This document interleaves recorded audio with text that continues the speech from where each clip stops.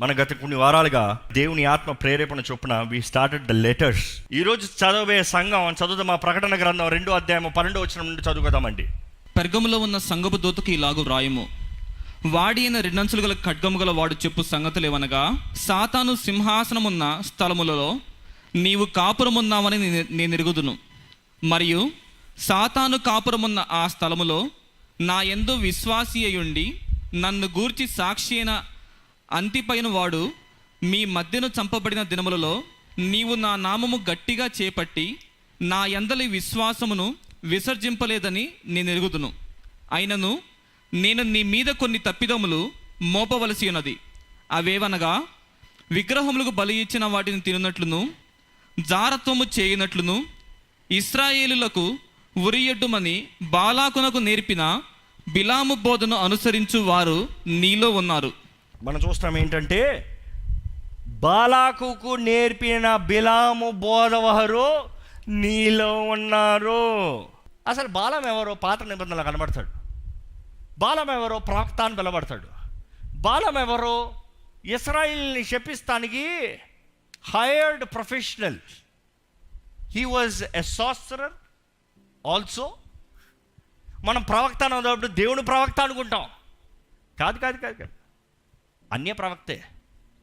He was a సాస్టరర్. సంఖ్యాకాండం 22వ అధ్యాయము మనం చూస్తాం. మొదటకు వచ్చి అక్కడ పిలుస్తారు, రాయా వచ్చి శపించయ్యా, నీకు ఎంతనా ఇస్తాము, ఏమన్నా ఇస్తామంటే ఆయన అంటాడు, వద్దయ్యా, యెహోవా దేవుని ప్రజల్ని నేను శపించలేను, ఆయన ఆశీర్వదించిన వారిని నేను శపించలేను. ఆయన ఆశీర్వదించమంటే ఆశీర్వదించాల్సిందే.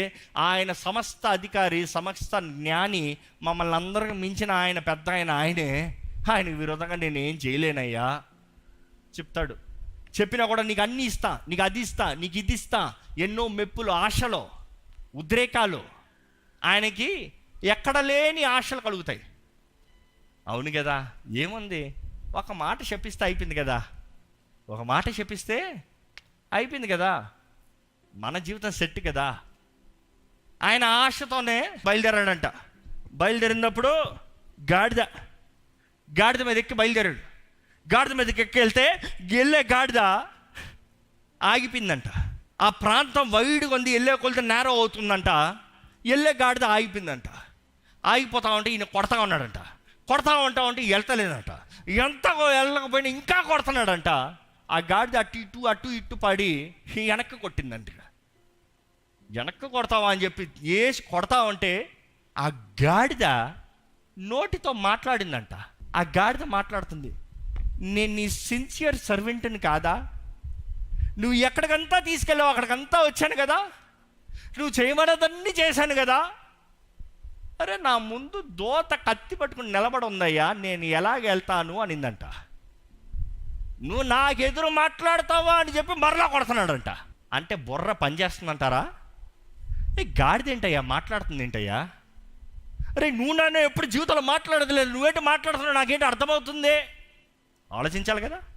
అది స్పష్టంగా అర్థమయ్యేలాగా మాట్లాడుతుంది. ఈయనకి ఇంకా బుర్ర పనిచేయట్లే. ఏంటిది అంటలే, ఎదురు మాట్లాడతావు నాకు కూడా కొడుతున్నాడు. అంటే ఒకసారి హౌ డెస్పరేట్ హీ ఇస్, ఎంతగా ఆయన డెస్పరేట్గా ఉన్నాడు. ఆయనకి ధనం కావాలని, ఆయనకి కావాల్సింది పొందుకోవాలని. ఈ బాణం అయితే నాకు కావాలి. ఎంతసేపటికి అర్థం కాకపోతే ఇంకా దేవుడు మనోనేత్రాలను తెరిచాడంట. తెరిచేటప్పటికి దోత ఖడ్గం పట్టుకుని నిలబడి ఉందంట. కత్తి తీసి రెడీగా ఉందంట. అప్పుడు ఆయన అయ్యో బాబోయ్, ఇదంటే మనుషుడికి ఎప్పుడు తెలుసా బుద్ధి వస్తుంది? చస్తాండ్రా అనేటప్పుడు బుద్ధి వస్తుంది, అంతే కదా. చావు వస్తే కానీ మనుషుడికి భయం రాదంట. మనం చూస్తాము అక్కడ ఆయన పశ్చాత్తాపడతాడంట అండి. ఈ పాయింట్ చాలామంది మిస్ అయిపోతారు.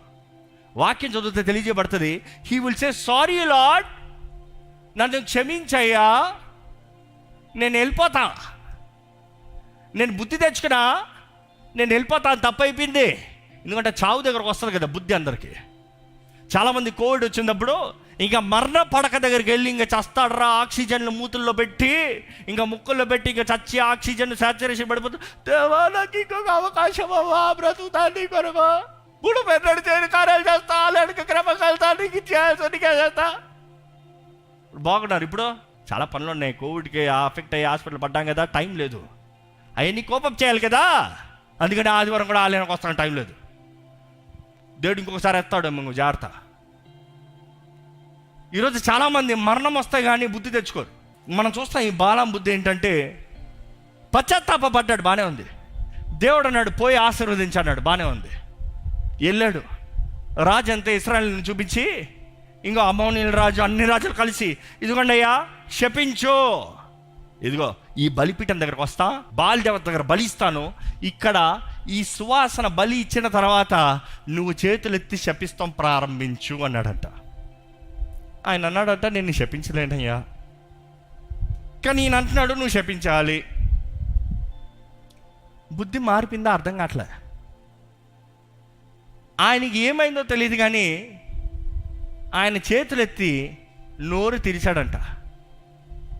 ఆయన నోటి నుండి ఒక్క శాపపు మాట రాలేదంట, కేవలం ఆశీర్వాదాలే వచ్చాయంట. ఆయన శపిద్దాం అనుకున్న ప్రతిసారి ఆశీర్వాదము, మొదటిసారి శపిద్దాం అనుకుంటే ఆశీర్వాదం. ఆ రాజు అన్నాడంట లేదు లేదు లేదు, బాలక అన్నాడు ఇక్కడ కాదు, మేబీ అక్కడికి వెళ్ళి బలి ఇస్తే మీ దేవుడు అనుమతిస్తాడేమో వారిని ఆ శపిస్తానికి, అక్కడికి వెళ్ళి బలిద్దామని ఇంకో చోట బలిచ్చాడంట. మరలా శపించంట, మరలా చేతులైతే ఆశీర్వదిస్తాడంట.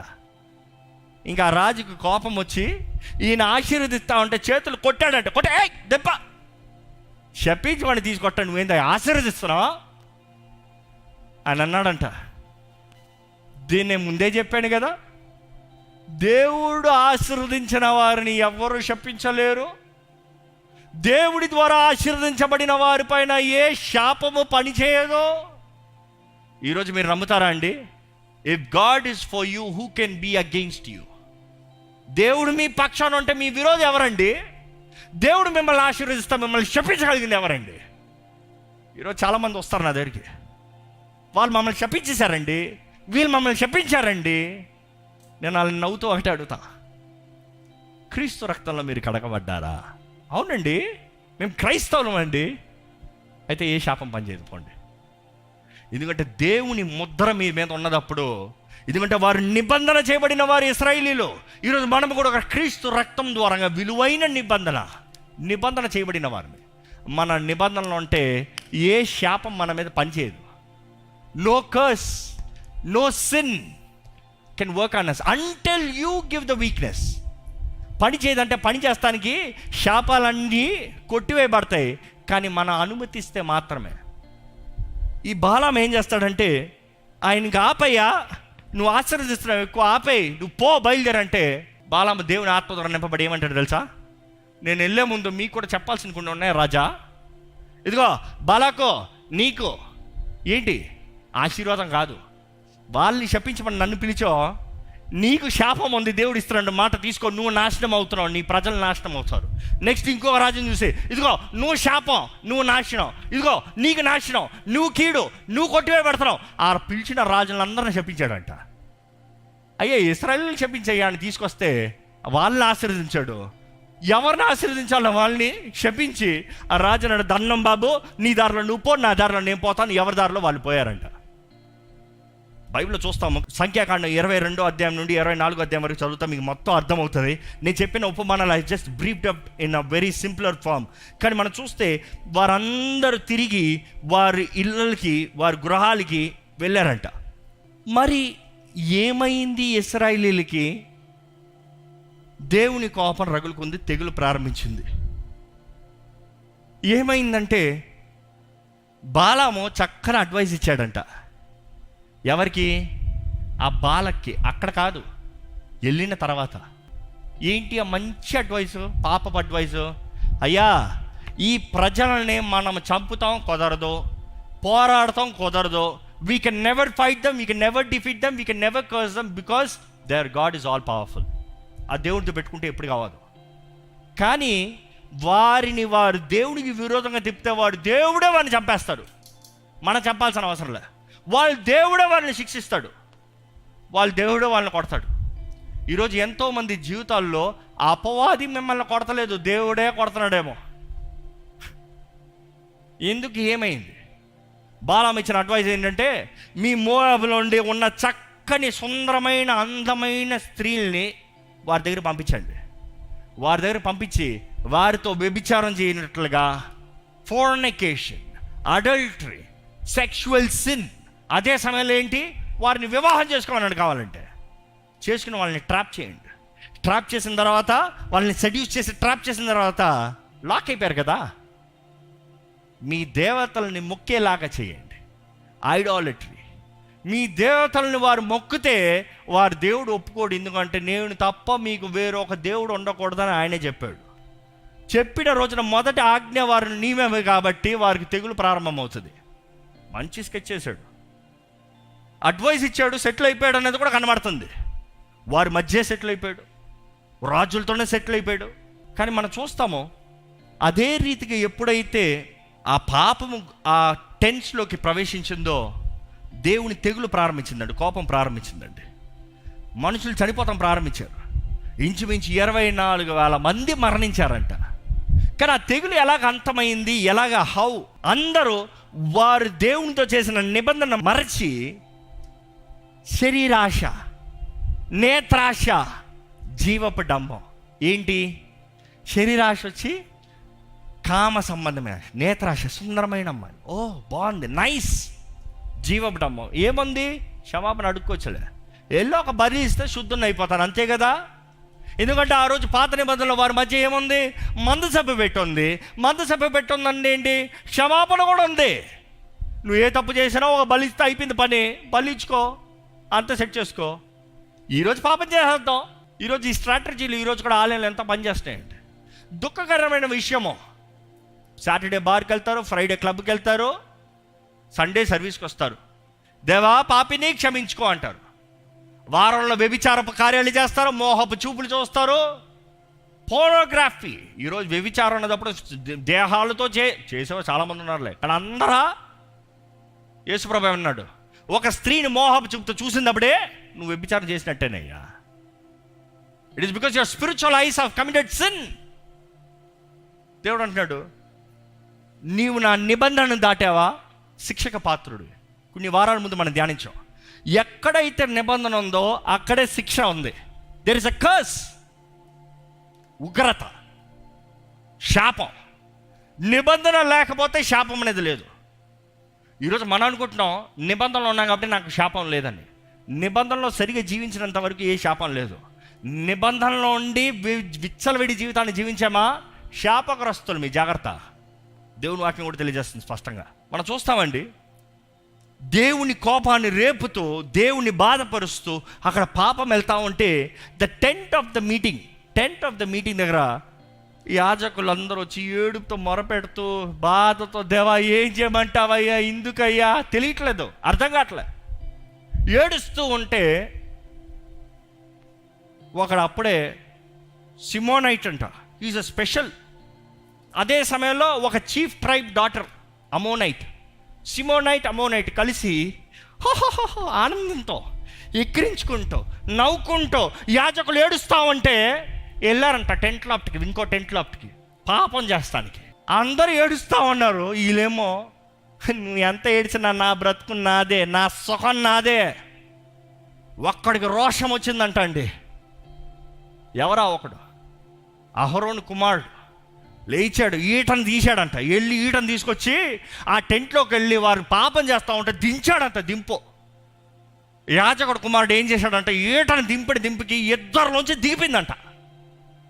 ఇద్దరిలోంచి ఈట దిగినప్పుడు తెగులు ఆగిందంట. దేవుడు మోషేతో అన్నాడు, నా కొరకు రోషం కలిగినవాడు, నాకు ఏది ఇష్టం లేదో తను ఎరిగొన్నాడు. He is ready to condemn and stop what is against me. ఈరోజు క్రీస్తు కొరకు నిలబడతాను, మీరు సిద్ధమా అండి? ఈరోజు సంఘం అంటుంది, నాకు ఇందుకు వచ్చిన గొడవ, ఎవరు ఏం చేస్తే నాకు ఇందుకు వచ్చిందిలే, మన గొడవ ఏదో మనం చూసుకోదాం. ఎవరిని దూషించకూడదు, ఎవరిని తిట్టకూడదు, ఎవరిని తీర్పు తీర్చకూడదు. పాపమే. ఆలయంలో పాపం ఏంటి నాకు అర్థం కాదు. ఆలయంలో పాపం చేస్తా ఉంటా, నోరు మూసుకుంటారు. తెగులు అండి, తెగులు. ఈరోజు అదే జరుగుతుంది, ఎక్కడ చూసినా తెగులు. బాలాము బోధ ఏంటి? It is okay. నీ సొంత ఆశలకి ఏం చేసుకున్నా ఓకే, ఇట్ ఈస్ ఓకే. దేవుడు అంటున్నాడు ఈ బాలాము బోధ అనేటప్పుడు యూ హ్యావ్ టు అండర్స్టాండ్.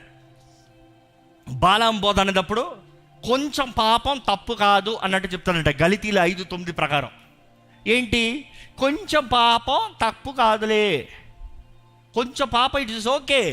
అదే సమయంలో అది నీ ఆర్థిక లేకపోతే శారీరక ఫినాన్షియల్ పర్సనల్ బెనిఫిట్స్ ఇన్వాల్వ్ అయితే తప్పే కాదు. పరగమంతో అదే ప్రాబ్లం. పరగమం ఏంటంటే, అయ్యా ఇక్కడ బిజినెస్ ఉంది, దేవుళ్ళు ఉన్నారు, అన్నీ ఉన్నాయి, ఇంత మంచి జీవితాన్ని నేను కాదంటే నన్ను చంపేస్తారు, మాకు వ్యాపారం ఉండదు, తిండి ఉండదు, ఉద్యోగాలు ఉండవు, ఎలా బ్రతుకుతామైందా? ఏదో బ్రతకాలంటే కొద్దిగా అటు దేవుడు ఇటు ఇది.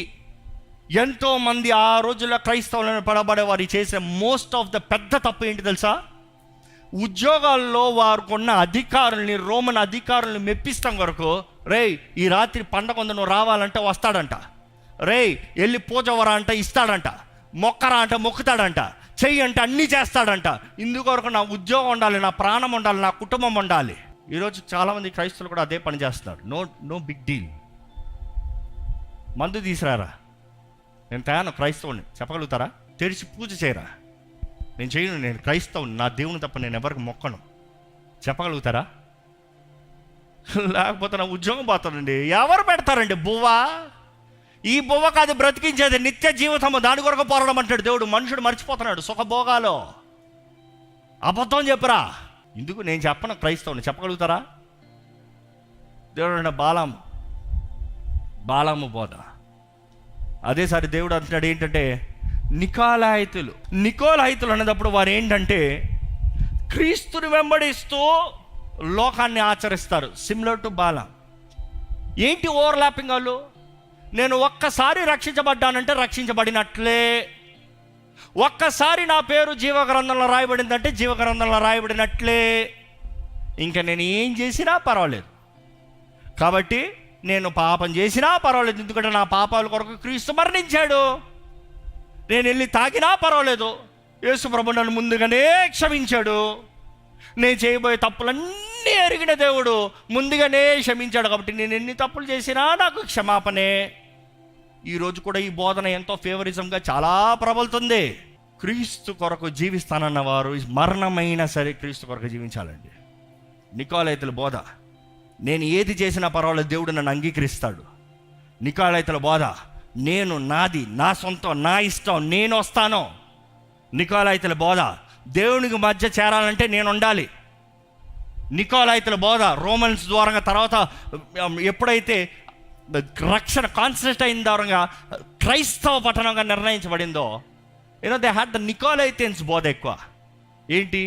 యేసు ప్రభుకు ప్రార్థన చేయాలంటే మధ్యలో నేను ఉండాలి, యాజకుడిని నేను, నాకు చెప్పు, నీ పాపాలు నాకు ఒప్పుకో, నేను నిన్ను క్షమించానంటే నీకు క్షమాపణ. ఈయన చెప్తే అప్పుడు క్షమాపణ, ఆయన క్షమించకపోతే క్షమాపణ లేదు. నికోలాయితుల బోధ. ఈరోజు బాధాకరమైన విషయం ఏంటి తెలుసా? ఎన్నో క్రైస్తవ సంఘాల్లో, మన ఊరిలో, మన దేశంలో, మన ప్రాంతాల్లో కూడా ఉన్నాయి. ఈ ఆలయానికి వచ్చి ఈ సేవకుడు ప్రార్థన చేస్తే మాత్రమే నీకు స్వస్థత దొరుకుతుంది. నికోలాయితుల బోధ. ఈ పలానా సేవకుడు చెప్పేది ఇంటనే నిజవాక్యం. నికోలాయితుల బోధ. ఈ ఆలయాన్ని బట్టే దేవుడు నిన్ను ఆశీర్వదిస్తాడు. నికోలాయితుల బోధ. Be careful. దేవుడు అంటున్నాడు నికోలాయితుల బోధ అంటే నాకు అసహ్యం, ఐ హేట్ ఇట్. నికోలాయితుల బోధ అంటే కాంప్రమైజింగ్, నో ఎంఫసైజ్మెంట్. నికోలాయితుల బోధల గురించి తెలుసుకోవాలంటే no emphasizement on holy living. పరిశుద్ధంగా జీవించు అని ఖండించారంట. పరిశుద్ధత కలిగి ఉండు చెప్పరంట. నువ్వు ఎట్లా బ్రతికినా పర్వాలేదు, దేవుడు నిన్ను ప్రేమిస్తున్నాడు, పర్వాలేదు బ్రతుకు, పరలోకం నీదే, తప్పకుండా పరలోకం రాదు. పాపాన్ని విడిచిపెడతానే కానీ నిత్య జీవ మార్గంలో నడవలేడు. లోకం దేవుడు రెండు కలగలేడు, రెండు కలిసి వెళ్ళలేమో. You have to decide. ఈరోజు మీరు ఇంకా లోకాన్ని చూస్తూ, లోకాన్ని మెప్పిస్తూ, లోకంలో సర్వైవల్ చూసుకుంటూ దేవుని కొరకు బ్రతుకుతానంటే దేవుడు అంటున్నాడు అయ్యో జాగ్రత్త. కానీ దేవుని వాక్యంలో రాయబడింది ఏంటంటే, ఆయన కొరకు జీవించిన వారికి దాచబడిన మన్నా. అదే సమయంలో చివరికి ఒక మాట ఉంటుంది, ఏంటంటే వైట్ మార్బుల్స్, ఆ తెల్ల రాళ్ళ పైన రాస్తాడంట కొత్త పేరు. ఆ పేరు ఎవరికి తెలియదంట, మీకు మాత్రమే అవ్వబడుతుందంట. అంటే అర్థం ఏంటి అంటే, నాకు ఏదో కొత్త పేరు వచ్చేస్తుందేమో అనుకుంటున్నారు. సింపుల్. ఈ మాట అర్థం అవ్వాలంటే ఆ రోజు ఆ అఫీషియల్స్ ఆ ఇన్వైటీస్ని ఎలా ఇన్వైట్ చేస్తారో అర్థం చేసుకోవాలండి. Simple language. ఆ రోజుల్లో అధికారులు రోమన్స్ రాయల్ ఫీస్ట్కి ఇన్వైట్ చేయాలంటే ఎవరెవరిని పిలిపిస్తున్నారో వారికి తెల్ల పలకల పైన ముద్రలు వేసిస్తారంట. ఈరోజు సింపుల్ లాంగ్వేజ్లో మీకు చెప్పాలంటే మీకు ఒక క్యూఆర్ కోడ్ ఇస్తారు. క్యూఆర్ కోడ్ ఏంటో మీకు తెలుసా? చదవగలుగుతారా? ఎవరైనా చదవగలుగుతారా? ఏం చేయలేరు. అది ఎవరికి తెలుస్తుంది? దాన్ని స్కాన్ చేస్తే అది ఎక్కడ లింక్ చేయందో అక్కడ తెలుస్తుంది. ఇంకో మాట చెప్పాలంటే దేవుడు అంటున్నాడు, నేను మీకు రాయల్ ఇన్విటేషన్ ఇస్తా. You are thinking you are less and they are royal. God is saying I will make you royal. నీకు స్పెషల్ ఇన్విటేషన్ ఇస్తా నాతో కూర్చుంటానికి. ఎవరితో? దేవాది దేవునితో, రాజాది రాజుతో, ప్రభుల ప్రభుతో, ఆ స్వస్థపరిచే దేవుడు యెహోవా రాఫా, యెహోవా షమ్మా, యెహోవా ఈరే. నేను నాతో మీకు ఇన్విటేషన్ ఇస్తా. అంతవరకు సహించు. ఈరోజు మీ జీవితాలు అంతవరకు సహిస్తానికి సిద్ధమా? క్రీస్తు కొరకు ఉద్యోగం పోవాలంటే సిద్ధమా? క్రీస్తు కొరకు సమస్తం పోగొట్టుకుంటానికి సిద్ధమా? ఏంటంటే బోధిస్తారు మీరు, అందరూ క్రీస్తు దగ్గరకు వస్తే అన్నీ వస్తాయి అంటారు, మీరేంటి పోతాయి అంటున్నారు. పోతానికి సిద్ధమా? అదే దేవుడు అడుగుతున్నాడు. అంత్య దినాల్లో ఉన్నామండి. అంత్యక్రీస్తు ఆత్మ పనిచేస్తూనే ఉందండి. ఎంతో ముమ్మరంగా పనిచేస్తుంది. దేవుడు వాకి తెలియజేస్తుంది వాడి సమయం ఎంత తక్కువ ఉందని. ఎంతో వేగంగా పనిచేస్తున్నాడంట. వాడికి తెలుసంట వాడి సమయం తక్కువ ఉందని. మనం అర్థం చేసుకుంటున్నాం మన సమయం కూడా తక్కువ ఉంది. Because our time is short that we need to live for God. ప్రతి వారం దేవుడు మీతో మాట్లాడుతున్నాడు. జీవితాలు మార్చుకుంటున్నారా లేకపోతే ఇంకా కఠినపరుచుకుంటున్నారా? The choice is yours. The option is yours. The calling is there. కానీ దేవుడు ఒకటేనండి. యేసు ప్రభు చెప్తూ చివరికి ఆయన ఎంత పెద్ద రాజు అయినా, ఎంత పెద్ద ప్రభు అయినా, ఎంత గొప్ప దేవుడైనా ఆయన సింపుల్గా ఎక్కడ దింపుతున్నాడు తెలుసా? నేను నీ ప్రేమికుణ్ణి, నేను నీ భర్తని, నీతో వివాహం చేసుకోవాలని సిద్ధపడుతున్నా. నీవు నాతో ఉండాలి, నేను నీతో ఉండాలి. ఈరోజు ఒక మాట అడగాలని ఆశపడుతున్నా. ఈరోజు ఎంతమంది దేవుని దగ్గరకు వచ్చేది ఆయన కొరకు? ఈరోజు చాలామంది దేవుని దగ్గరకు వచ్చేది స్వస్థత కొరకు, అవునా? ఈరోజు చాలామంది దేవుని దగ్గరకు వచ్చేది ఆశీర్వాదాల కొరకు, అవునా? ఈరోజు ఎంతోమంది దేవుని దగ్గరకు వచ్చేది ఆయన ఏదో ఇస్తాడు తీసుకోదాంలే ఇల్లుల కొరకు, అవునా? యేసుప్రభు దగ్గరకు వచ్చేది ఉద్యోగం కొరకు, అవునా? యేసుప్రభు దగ్గరకు వచ్చేది గర్భఫలం కొరకు, అవునా? You want something, that's why you coming, right? ఎంతమంది నిజంగా యేసు ప్రభు నాకు కావాలి అని చెప్పగలుగుతామండి? ఎంతమంది చెప్తారండి నాకు యేసు కావాలి, he is all that I need చెప్పగలుగుతామండి? ఎంతమందికి నాకు యేసు కావాలంటారో లేచి నిలబడి యేసయ్యా నువ్వు కావాలయ్యా అని చెప్పండి. యేసయ్యా నువ్వు నాకు కావాలి, యేసయ్యా ఏదైనా నీ కొరకు విడిచిపెడతానయ్యా, నువ్వు నాకు కావాలయ్యా, యేసు నువ్వు నాకు కావాలి, యేసు చెప్తారండి? Can you ask him? Can you call him? Can you invite him? Can you plead him? యేసు నువ్వు నాకు కావాలయ్యా. ఎంత హెచ్చించబడినా నువ్వు లేకపోతే వ్యర్థమేనయ్యా. నా హెచ్చింపు వచ్చేది నీ దగ్గర నుంచే, నా ఘనత వచ్చేది నీ దగ్గర నుండి. నిన్ను బట్టే ప్రభువా, నీ ద్వారానేనయ్యా, నీ కొరకేనయ్యా. I am all that I am is because who you are. నిన్ను బట్టే జీవిస్తున్నాను, నిన్ను బట్టే బ్రతుకుతున్నానయ్యా. యేసు నువ్వు నాకు కావాలి. యేసు చెప్తామండి, యేసయ్యా నువ్వు నాకు కావాలి, యేసయ్యా. స్వరమెత్తి చెప్తామండి, స్వరమెత్తి చెప్తామండి. ఈ లోక పోరాటాల్లో, ఈ లోక కష్టాల్లో, ఈ లోక శ్రమల్లో దేవ సతమతమవుతున్నాడు, కానీ నీ రాక కొరకు ఎదురు చూస్తున్నానయ్యా. నువ్వు రానున్నావయ్యా, నువ్వు ప్రభుల ప్రభుడువే, నువ్వు రాజుల రాజువే. నువ్వు పోరాడతావయ్యా మా పక్షాన, నువ్వు విడిపిస్తావయ్యా. అంతము వరకు సహించిన వారికి దేవ దాచుంచిన మన్నాన్ని ఇస్తానంటున్నావు, జీవ కిరీటాన్ని ఇస్తానంటున్నావు అయ్యా, జీవవృక్ష ఫలాన్ని ఇస్తానంటున్నావు అయ్యా. Help us Lord to be victorious, overcomers Lord. overcoming every temptation, overcoming every sin, overcoming every obstacles the devil is causing us. ఈరోజు మాకు నీవు కావాలయ్యా. నిన్ను ప్రేమిస్తున్నాం యేసయ్యా. నీ సన్నిధిలోకి రావాలి, నిన్ను ఆరాధించాలి, నీతో జీవించాలయ్యా. నీవు నిజమైన ప్రేమికుడు అయ్యా. నీ ప్రేమ గొప్పది ప్రభా. నువ్వు త్వరలో వస్తున్నావు నమ్ముతున్నామయ్యా. ఇదిగో త్వరగా వస్తున్నాను అని చెప్పావయ్యా. నమ్ముతున్నామయ్యా. సిద్ధపడి ఉంటామయ్యా. నువ్వు వచ్చేటప్పుడు ఎత్తపడే వరకు ఉంటామయ్యా. నీ రాజ్యంలో గొప్ప వరకు ఉంటామయ్యా. We will be the most pleasure to you, Lord. నిన్ను సంతోషపెట్టే జీవితాలు ఉంటామయ్యా. దేవా మమ్మల్ని పట్టుకోదేవా. దేవా మాకు కావాల్సింది నీవేనయ్యా. ఈ లోక సుఖ భోగాలన్నీ పోతాయి, ఈ లోక ఆడంబరాలన్నీ పోతాయి, ఈ లోకంలో పేరు ప్రఖ్యాత ఆస్తిపాస్తులు అన్నీ కొట్టుకుని పోతాయి. కానీ నీలో ఉంటే అది నిరంతరము కదయ్యా. నిరంతరమైన జీవితం మాకు దయచే ప్రభు. ఈరోజు ఈ వాక్ విన్న అయ్యా, ప్రతి హృదయంలో కార్యాన్ని జరిగించు ప్రభు. నేను ఏదైనాను క్రీస్తు కొరకే జీవిస్తాను. ఎన్ని శోధనలు ఎదురైనాను, ఎన్ని వేదనలు ఎదురైనాను, సమస్తము కోల్పోవాల్సిన అవసరం వచ్చినాను, నేను క్రీస్తును విడవను. I will stand for Christ. I will live for Christ. దేవా, నీ రాకడ సూచనలు ఎక్కడ చూసినా కనబడుతున్నాయి ప్రభా. సిద్ధపాటు, సమర్పణ, ఎత్తబడే జీవితాలను మాకు దయచేయి. ఈరోజు ఎవరెవరైతే నీవు కావాలంటున్నారో వారిని హత్తుకో ప్రభా. వారిని లేవనెత్తయ్యా. వారిని ఆదరించు ప్రభా. నీ బిడ్డలను నువ్వు ఎరుగున్న దేవుడివి. నీ ప్రేమికుల్ని నువ్వు పట్టించుకున్న దేవుడివి.